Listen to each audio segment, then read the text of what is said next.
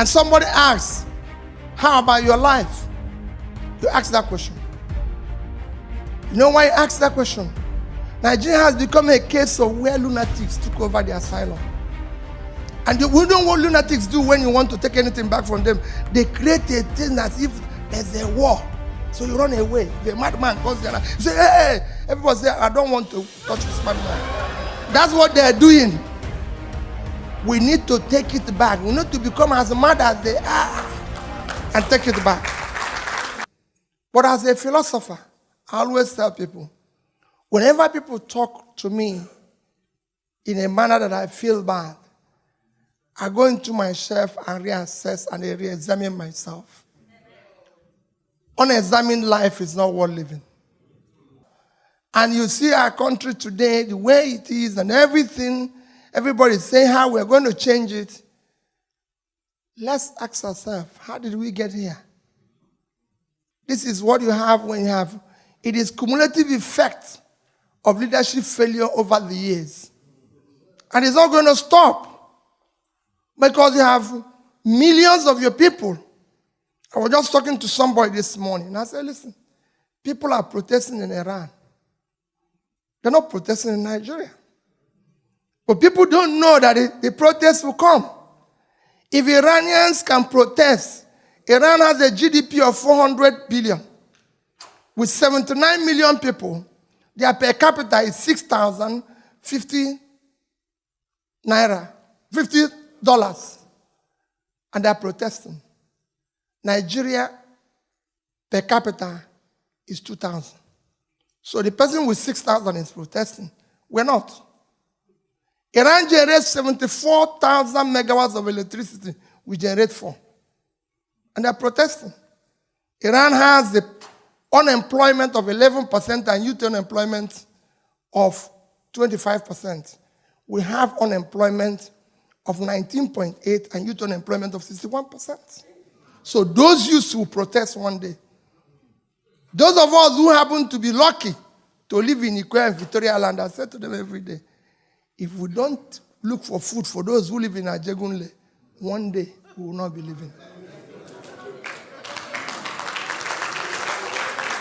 So my people, what you need to do is, I believe that you must invest in Nigeria, you must bring your investment.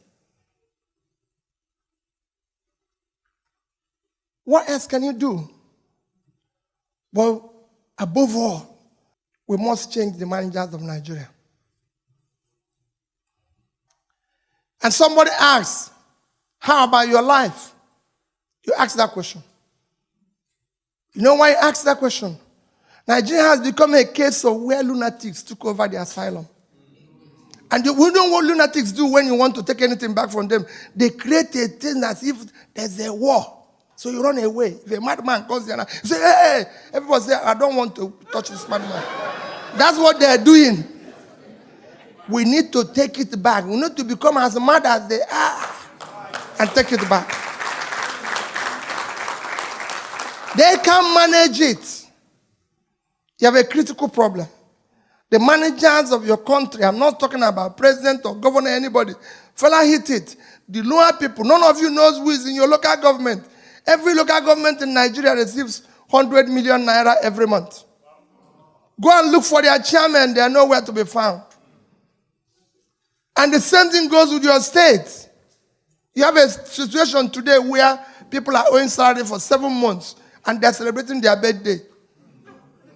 How can you say a thing like that? How can you be celebrating when you've ruined people's life? People are dying and you're celebrating and people are watching it on TV. It's a crisis. And the only people that can stop that crisis is you. They can't stop it. Telling people in lunch that when I found it amazing that even people in America are part of the problem. As governor, I come here, you know what people tell me? This man bought this house, this man bought this house. Where are you going to buy your own? Why will I buy a house in America? I don't live in America. I have nothing to do with America. It only cost me $200 to come here and go. Why will I buy a house? Americans should live in America. I'm a Nigerian. I live in Onitsha. That is where I should live. I go to South Africa. I go to everywhere. I say, buy a house in South Africa. How many South Africans have bought a house in Nigeria? How many Americans have bought a house in Nigeria? So why would Nigerians come here? You live here. Yes, you can own a house here. But not people.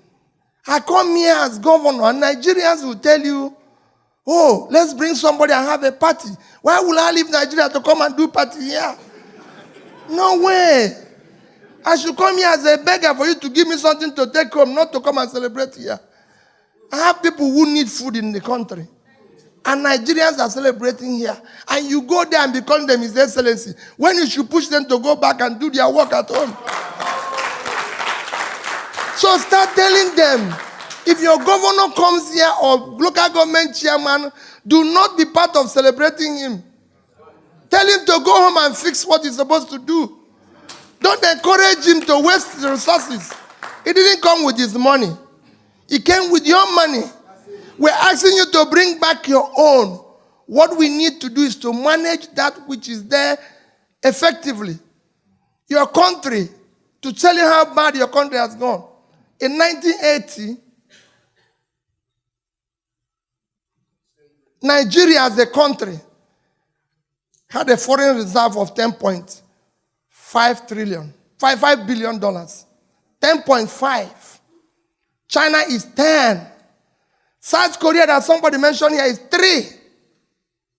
3 billion. The country was far bigger than South Korea. Had more money than China. China had a population of, today, China population is 1,317,000,000. Nigeria is only 186 million. But what is happening? Today, China has in savings 3 trillion, and we have 30. We had 10. They had 10. We had 10.5. They had 10. Today, they had 3 trillion. We have 30. 1% of what they used to have. Today, South Korea savings is 400 and something billion, and we have 30. What went wrong here? And I can show you nations on nations. We are supposed to be part of the so-called Office of Nations. Now we have put us to mint nation. We're supposed to be now mint nation because we miss where we're supposed to be, where China, everybody is. They said we are not part of BRICS nation. They put South Africa instead. Why did they put South Africa? I've asked that question. You don't have the infrastructure. You don't have what it takes. But look at the BRIC nations that we've put into. If you look at the 4 BRIC nations, it's Mexico, Indonesia, Nigeria, and Turkey. Look at our GDPs. Ours is not even half of the list. The GDP of Mexico, which is not there, that they call anything, is 1.3 trillion. Mexico has today savings. Their reserve is about 170. Of course, you can go there. Both inflation, unemployment, everything is under 10%. Their market capitalization is over 400 billion. Indonesia, which has more population than us, a population of 250, has 1 trillion GDP, have $110 billion in reserve. And of course, can go, their market is over 400. Market capitalization of their stock market is over 400. Turkey, which is smallest among them, 80 million people, has 895 billion GDP. Their reserve is over 100 billion. Nigerian GDP is 400 billion. And on top of it, our government have the most wasteful people in charge in the world. We're in a state of Florida. This state has a GDP of $793 billion. That is twice the GDP of Nigeria. Your richest state in America is California, with a GDP of 2.6 trillion, 6 times Nigerian GDP. With a per capita of 50,000, Nigeria is 2. Can governor of California drive 5 vehicles at a time? No, I'm asking you people a question. So we need to fix it. Can governor of California use 5 vehicles at a time? No. In your place, they use 30 and call it convoy. If it's not madness, tell me what it is. Or you think madness is when somebody doesn't have a cloth? No, there's difference from madness. That's what we need to fix first. So I want you to be part of that change agent fella is saying. Let people have souls and care for their people. That is what we need in our country. We need people who can think. How did China change? What happened to China? How did they change? Even just in the year 2000, China had been able to build from year 2000 to move from, go and check their GDP in the year 2000 was just 1 trillion. Today it's 12. Why is our own still 400? Why are we not investing in the right thing? Today everybody knows, everybody is investing in education and all that. We're not investing. People are telling why the problems we have solved in Nigeria. How can it solve? 60% of the people, children out of school live in sub-Saharan Africa. 10 million live in Nigeria. Yes. You can go and check your records. I saw somebody the other day. A particular state in Nigeria, Zamfara. Let me just call it. In the last year, NECO had only 110 students. Only 24 passed. A state of 5 million people. They are all commissioners now. 24. When another state has almost 200,000 for the same exam, it won't work. It's Nigeria. Every part of Nigeria is important to us. We have to ask that question. Why? What is happening? So when people, we're not Nigerians staying here, your investment is critical, but what is more critical? That you become part of the change agent. On top of this type of situation, you still have people like me who are elected. Only in Nigeria, you elect people. People ask me now while we're eating lunch, what is the problem? I said, the problem is the people. So only in Nigeria that you elect people. They don't have car, they don't have anything. 6 months, they build a house, buy 20 cars, and call it for Thanksgiving, and people will go there. And they will be praying in the church, telling God to bless them. And the bishop will preach that wherever they got the money, he should give them more when they have to call police. Because they know where the money came from. Everybody knows where the money came from. But they are still celebrating it. He comes to America and buy a house, and they said, if you see his house, and it's in choice areas. When he's in Washington, they tell you this place, this man owns the house here. In New York, this man owns the house here. With whose money? Let him show you his business. His daytime job. That earn that money, in which is, if Shobanjo, who is doing of advertisement, wants to buy a house in the best area of the world, let him go and buy it. But for God's sake, why would Peter Obi come and buy the choice area in Washington when he didn't own it before? A governor built a house that is unbelievable, and they asked, they say, I used to have the money. Why didn't you build it before? Hey, wait a minute. What are you telling us? And you're owing us salary. Even if you had the money before, you would have kept quiet. The rascality must stop. That's what we need to do first. Let's deal with this rascality first. It's when we stop this rascality that we can now... There's opportunities in Nigeria, my dear people.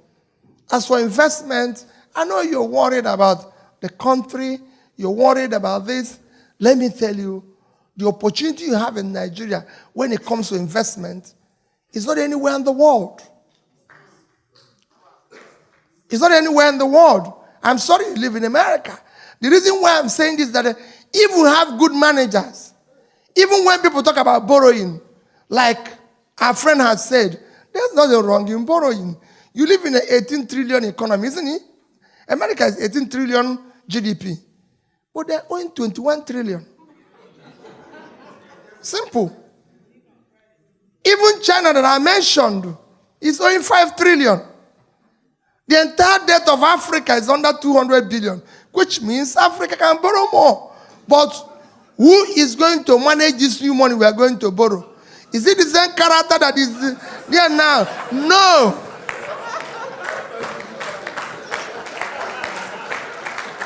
So when you're talking about borrowing money, the greatest tragedy your country is facing today is that the managers of the country have never managed anything in their life. If a man has not created wealth or managed anything, he cannot manage public one. You suddenly find somebody who has never seen 1 billion and then throw him and say he's the governor to manage 12. Go and check it all over the world. All lottery winners went bankrupt. These countries are run today like business. They are managed by people who have managed something. Any manager, people say, oh, Peter, when you went there, what happened? This, that. No, there was no difference. I had a business that I was running. So I know profit and loss. So when I went there, for me, it was a profit and loss. How much do we get? How much are we going to lose? Why should Governor of Anambra State have a lodge in Abuja? For God's sake. This man doesn't live in Abuja. Why would I have a lodge in Abuja? My predecessor bought it for 800 million. We furnished with 200 million, 1 billion, and we are spending about over 10 million every month to keep this house going. I said, no. What are we doing? It's too expensive. I don't live in Abuja. I'm governor of Anambra. I have nothing to do with a lodge in Abuja. We have to shut it down. It doesn't work. And they say we have to use it. We have 15 vehicles. 15 in Abuja. 15 vehicles. So 15 drivers. Doing what? Say, listen, we are not governor of Anambra State. And I have 15 drivers in Abuja. How can this be? And people give us the schools that we need it. We even have a lodge in Lagos. Tell me, what type of rascality is this? I said, no, it cannot happen. We have to shut all these things down. We don't need it. Because it doesn't make sense. If you go today, we have given it to United Nations. That's where United Nations is, since they bombed their place. A year after I became, I said, no. Imagine the amount of money it saves us every year. I can go on and on. Because we had 30 vehicles, we had a fuel dump. Almost a filling station. For what? Why are you going to have all these costs? You come, if I tell you people the cost of governance in Nigeria, you won't be talking about investment here. Is wickedness of the highest order. Young man came out here and almost cried how he lost the auntie. Why wouldn't you lose the auntie? It is the resources they will use to build that hospital that they are using to build convoy. The greatest tragedy, I tell you, is all of you. Because what do people do? I was in governor for 8 years. You hardly meet a Nigerian adult who said you're not doing well. They will all call you His Excellency and tell you that since you came, things have changed. Even when you're seeing that nothing has changed here, in your face. Everybody's telling you, hey, that you're the best thing that happened to this country. Nobody could say to you, no, you're wrong. I just telling them when we're having lunch now, how we changed school. When I came, our school were number 20-something in Wayeka and Neko. Of course, everybody knew that Anambra State, they did not go to school in 2001. And I decided I must visit every secondary school personally. I must go to every secondary school. Everywhere I go, I call parents in the school, call their teachers and headmistress, tell me, is anything wrong? They say nothing is wrong. And you're looking at the school, no roof, nothing. They say nothing is wrong. And you could see that everywhere is wrong. You could see it. Nobody. I went to a school in Asia, one of our towns, and they didn't have a roof. And I promised to give them a check to do that roof because I decided money must go directly to school, not via the ministry, because that's where the problem is. So I told them, I'm going to give you a check, 8.7 million. I went there in October. And I said, I'll give you the check before December. The check didn't arrive. In January, I was doing a tour in that local government because in January, what I did was to change. When I came, the state had no vision, no mission, nothing. So I decided to adopt the MDG as a vision and developed a local thing, our own strategy for delivery of it, which we christened Anambra Integrated Development Strategy, which is just a process, a system that allows us to plan properly within the MDG goals, budget properly, execute, and ensure delivery. And to do it properly, we change our budgeting, planning, everything from being supply-driven to demand-driven. So we go to the people and say, what do you want? In January, I went to the people. And they normally bring school children. And when I finished talking, I said, it's question time. A young girl raised up her hand. And I said, my daughter, probably about 11 years or 12. Let me start with you. This young, tiny girl, I gave her a microphone. And I said, Governor, why do you make promise you don't keep? The whole hall went wild. Her principal ran from where she was. Her principal ran from where she was, held her in the mouth. And I said, principal, leave this girl. Because of how everybody shouted, the girl started shivering and started like crying. She's done the wrong thing. So I held her, said, my daughter, what is it? She narrated the story. I was wrong. I didn't do what I said. And I turned to the commissioner. I said, Commissioner, where is the check? Commissioner said, we must give this girl this check before we leave here. So go and bring it. The commissioner brought the check. I apologized before everybody. And I gave this girl this check. The principal and the teachers that were shouting at her ran back, carried the girl in their head, and ran out of the hall. But they couldn't tell me that story. Yeah, I want you to understand why I changed from what Fela said this morning. After that experience, I decided we have to do one thing. That's what Fela told you. I decided that every secondary school, their senior prefect must have my phone number and they must have a phone. And they must reach me directly. That's how I collected the phone number of all the secondary school senior prefects. I still have them to today. You can see SP, all of them, from A to Z. And guess what? You could see how they want change. Every day, there's no day I don't receive texts from 2, 3, 4 of them telling me we have no English teacher. We have no mathematics teacher.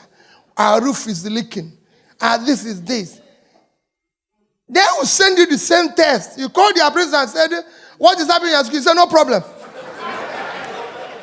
But you've just received a text from the senior prefect saying the school is collapsing.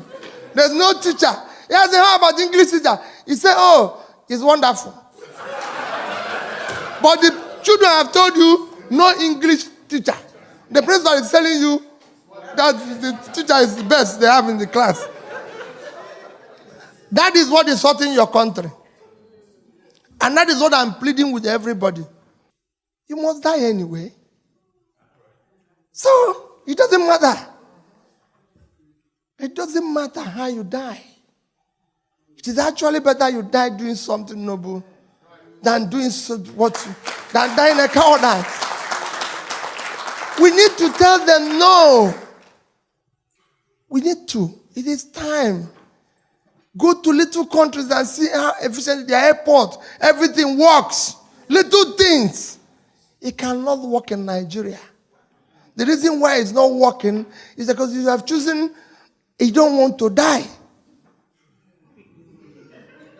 It is time for us to die. If you don't want to die in Nigeria, hold them when they come here. They won't kill you here. Protest here. Say no to it here. They will not kill you. We cannot go on this way. In 2007, all our debts were cancelled. All our debts.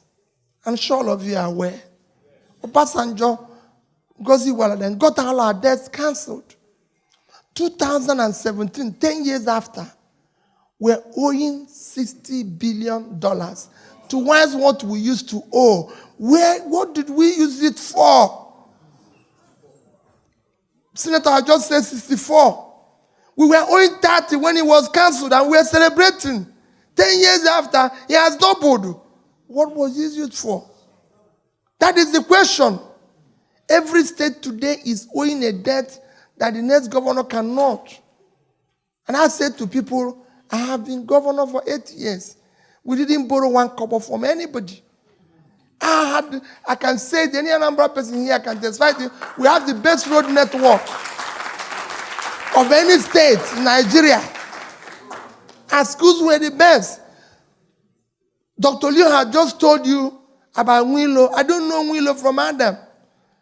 I knew him when I became a governor. He told me he's a heart specialist. That he can do heart operation with this. I said, why don't you come and do it in Anambra State? He told me there's no hospital where he can do it. I said, you know what you're going to do? Give me the cost of all the equipments you need to do it. And I went to a mission hospital. By the time we calculated, everything came to almost $1 billion. I wrote the check and gave the mission. I said, listen, set it up. He's there, he's working. They haven't operated on me, but they're saving other people's lives. Why will I use that money? Why will I take that money to come and buy a house in Atlanta? Do I live in Atlanta? No. If I come to Atlanta, I pay for a hotel and go. This hotel room cannot cost more than $200 a night. I won't even pay if it's more, because I only want to sleep. And people come here and pay for $2,000 to sleep. If anybody takes $2,000 from me, I will be awake, thinking they're stealing my money. Why will I sleep?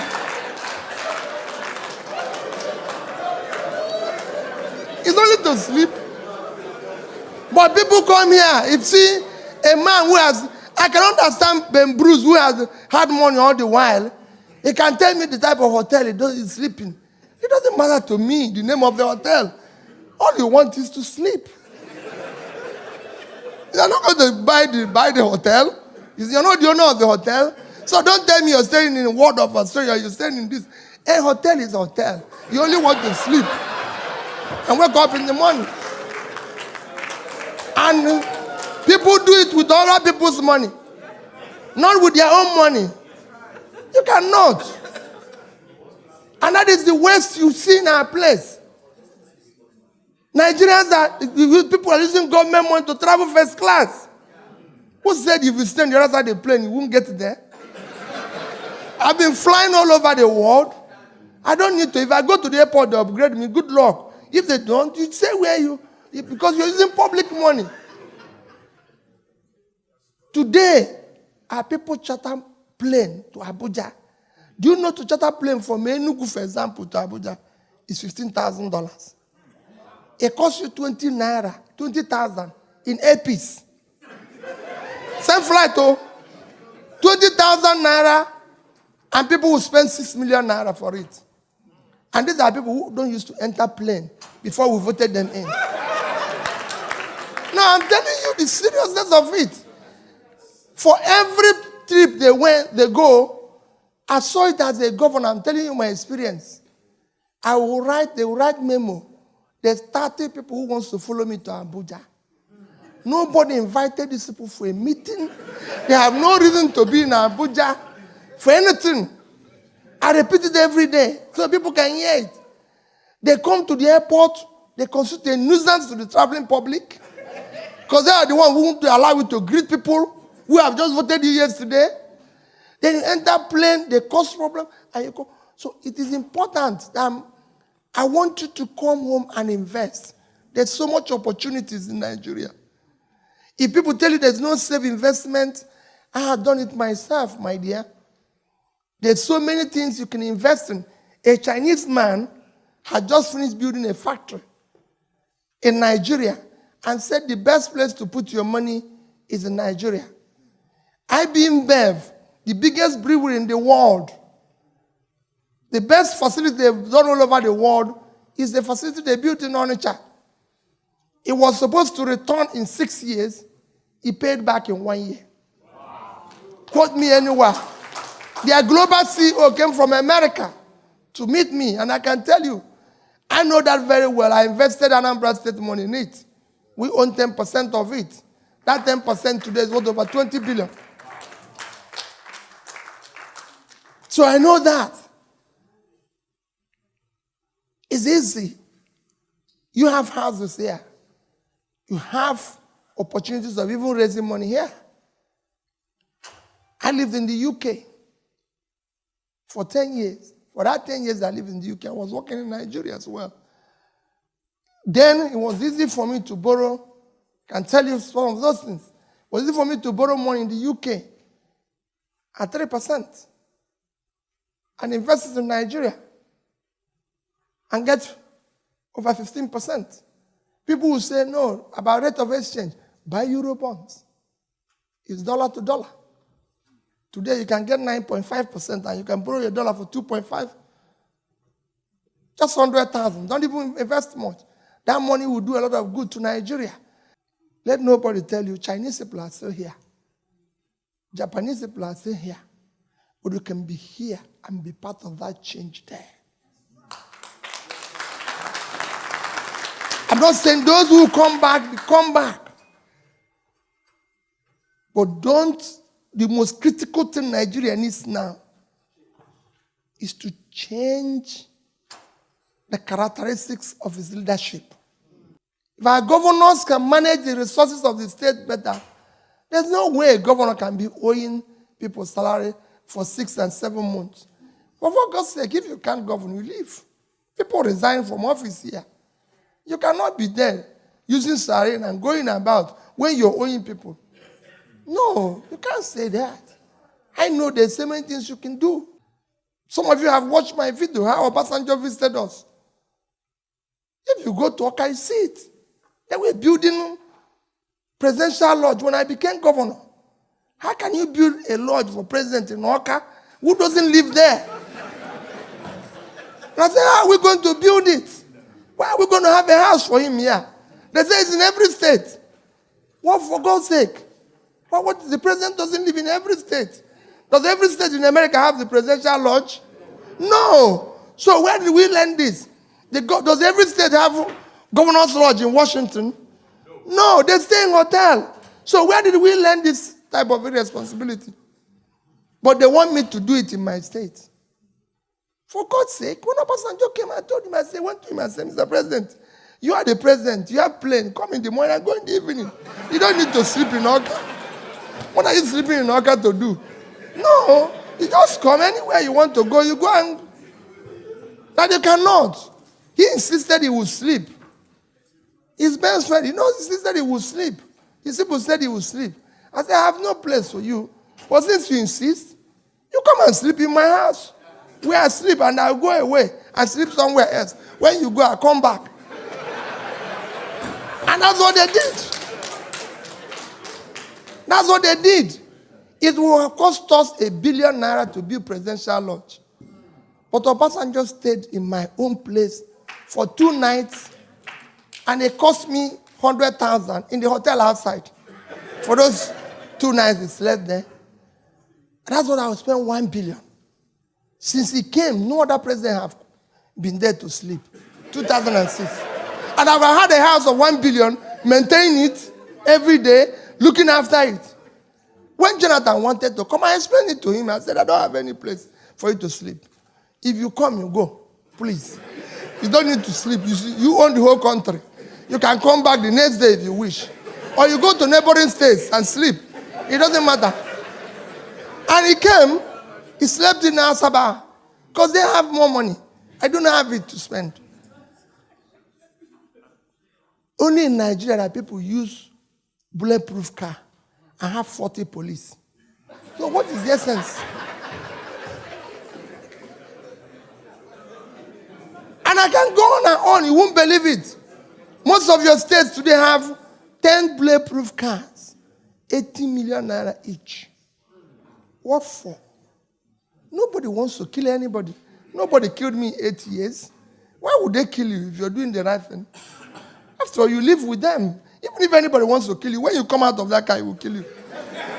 You're not going to live inside it. You don't have a bulletproof body. So, all I'm trying to urge you as I conclude, my dear people, we have a country. The first thing you need to do is to say to yourself, all of us must now question the rascality of our country. We have no other country. I'm begging all of you, Fela had done it, and I'm joining him as a younger person. The society we allow them to abuse today will take his revenge on our children tomorrow. God bless you.